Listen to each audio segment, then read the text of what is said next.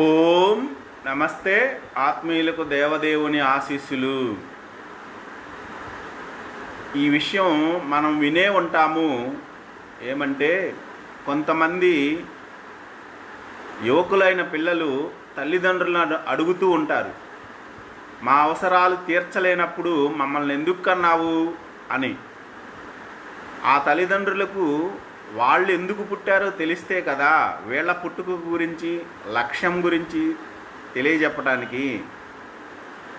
ఈ ప్రశ్నకి మనకి సమాధానం చెప్పటానికా అన్నట్లుగా భగవద్గీతలో శ్రీకృష్ణ పరమాత్మ చెప్పాడు. మన పుట్టుక యొక్క లక్ష్యం ఆయన చెప్పిన మాటలు అయి ఉండాలి. ఎలాగూ అంటే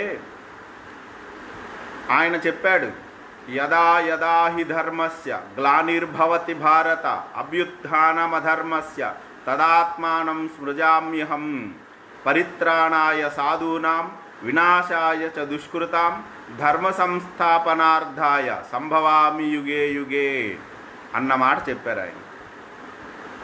ఆయన నేను ప్రతిసారి జన్మిస్తాను, ఎందుకంటే ధర్మాన్ని స్థాపన చేయడం కోసము అని చెప్పారు.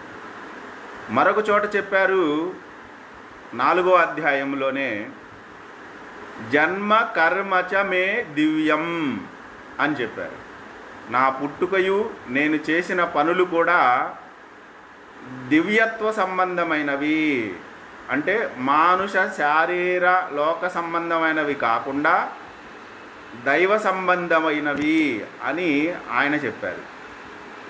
దీనిని బట్టి మనకేమర్థమవుతుంది అంటే మన పుట్టుకకు లక్ష్యం ఒకటై ఉండాలా, అది ధర్మాన్ని స్థాపించటం, ధర్మాన్ని సాధించటం.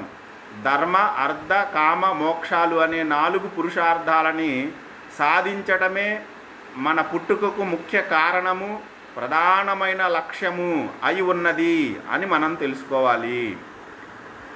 శ్రీకృష్ణ పరమాత్మను విమర్శించే వాళ్ళైనా అనుసరించే వాళ్ళైనా చాలామందికి ఆయన మీద అపోహలు ఉన్నాయి. ఈ అపోహలు పోగొట్టాలి అంటే ఈ 2 వాక్యాలు తప్పనిసరిగా తెలుసుకొని ఉండాలి.